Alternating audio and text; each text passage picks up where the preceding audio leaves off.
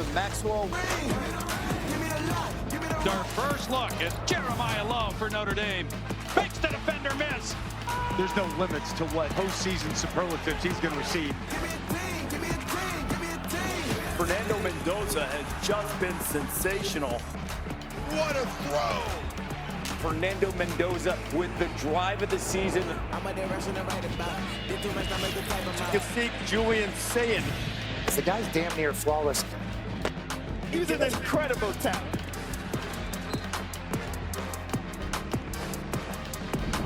And the winner of the Maxwell Award for College Football Player of the Year is Fernando Mendoza. Boog, he had 3 games where he completed 90% of his passes and threw for 4 touchdowns, the most by a quarterback in 3 decades. Before the ball was even snapped, he knew exactly where he was going with the football, and the pinpoint accuracy he displayed time and time again. Getting Indiana in the right play, executing the right offense. He's been the best quarterback in America, and it showed. Mendoza becomes the second Indiana player to win this award, joining Anthony Thompson, the running back who won it back in 1989. It's been a historic season for Mendoza. The first Indiana player, as I mentioned, to throw at least 30 touchdowns, on pace to be the first to complete over 70% of his passes. And it's great to have Maxwell Award winner Fernando Mendoza joining us now. Fernando, first off, congratulations on winning the award. 33 touchdowns. You led the FBS in passing touchdowns this season. You're #1 in the country. You guys beat Ohio State. You have a bye. When you look back, you had the chance to look back, what's your favorite part of this season so far? Well, first of all, Mr. Nagandi, Mr. Farland, and Mrs. McGrath, thank you so much for having me on the show. This season's been so special, not only for myself, but for all of Bloomington and for the Hoosier community. To be able to bring the first 13-0 season in history is truly a remarkable moment. There's been so many great moments, whether it's a comeback victory at Iowa, Oregon, or Penn State. However, I think the moment that topped off this season was the Big Ten championship game against Ohio State. But saying that, we are not done, and we look forward to making a strong run in the college football playoff. Fernando, one of my favorite things about you is your enthusiasm. I've done so many post-game interviews with players and coaches, and your post-game interviews stand out, specifically the one after that Big Ten championship win. You're so good at looking right into the camera, breaking down the fourth wall. Elite eye contact, I would say. What is going through you in those emotional moments post-game? Yeah, I'm usually overwhelmed by emotion.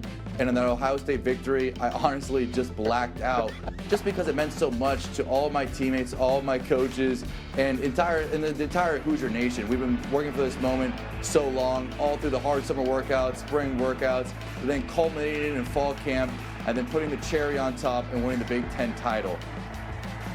Fernando, you were so excited, but one person that wasn't excited was your coach, Curt Cignetti. He didn't crack a smile. What's it like playing for a guy that confident?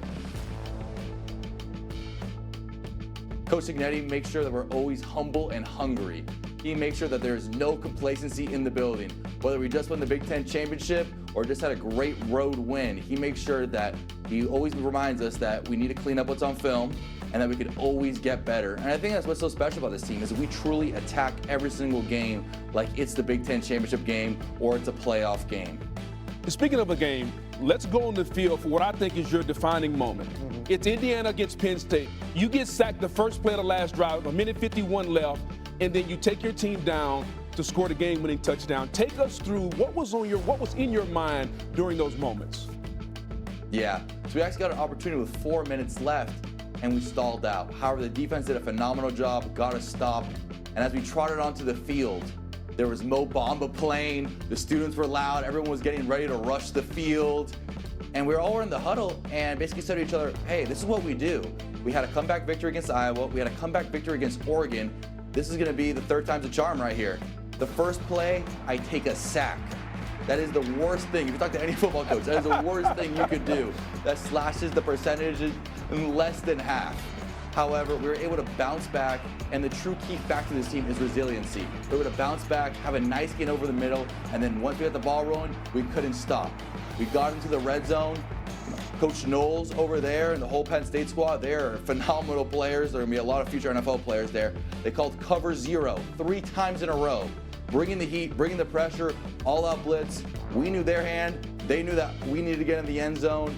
And on third down, I was able to get depth, great protection, and able to essentially throw an alley-oop to Omar Cooper Jr., who did a dunk and somehow also a magician play where he got 1 foot down and levitated the other to what I believe as the best drive so far in college football and in this season, and the best catch so far in this college football season. And guess what? We all agreed it was Exactly, the yeah. best catch of the We did. season. Yeah, no doubt. And by the way, when this football career is done with you, you could be a great play-by-play guy. The was detail incredible. that you gave us right there, the description of that drive. Hey, Fernando, congratulations on the Maxwell.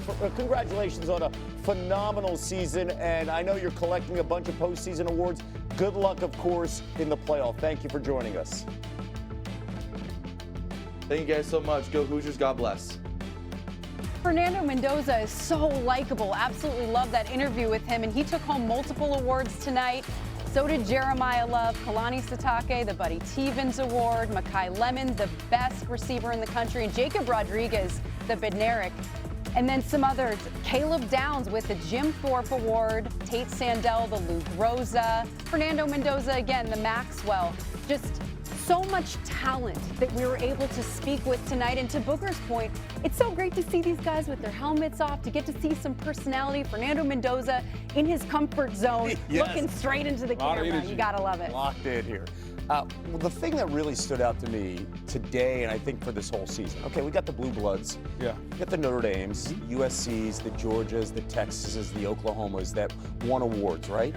It's the Indianas, right? The losingest program just a couple years ago before Kurt Signetti. You've got Texas Tech, you've got Vanderbilt.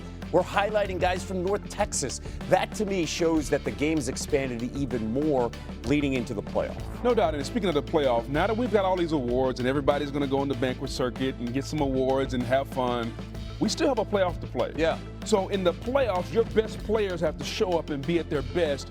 Which one of these guys are going to step up? Although they won some hardware tonight, whose legacy is going to continue to grow throughout these playoffs? Because there's only one ring, and somebody's got to get an opportunity to win it. I can't wait to see who performs the best on the biggest stage. Yeah, and the mark of a great and legendary player is how far they're able to Yes. take their team. So Fernando Mendoza already cemented as a great for Indiana, but he can further do that in this college football playoff. Caleb Downs Yes. for Ohio State. Just so much talent that's going to be playing in the playoff as well. So it'll be fun to see. Okay, there's another storyline here too with Indiana and Ohio State. You get the bye. Yeah. Booger, as a former player, how do you think that plays into a role like this? Where now, listen, you've played in bowl games. Yes. You understand that gap. Yeah. It's not as big, but still it plays a huge role the first time you're playing, and you're playing a team that has already played. There's a balance between is it rest or rust? Yeah. Because I think a lot of guys, you heard Coach Signetti talk about it. I want to give my team a little rest because we played a lot of football, but you don't want to get rusty. Football players have to be calloused. We have to be hard. We have to be physical. So there's a fine line. Which coach, which team can get enough rest but not get rusty? Every team with a first round bye lost last season. Yes, that's what Maybe stands that will out. change this year. I don't think Kurt Signetti's going to allow a loss. Oh, no, not at all. I don't Not after think, last year. I don't think Kirby Smart's going to allow a loss. At least that's the mindset, right? But the flow of playing this first week and that you have to win, it changes the mindset, right? No doubt. Not only do you kick, it's win or go home. To me, that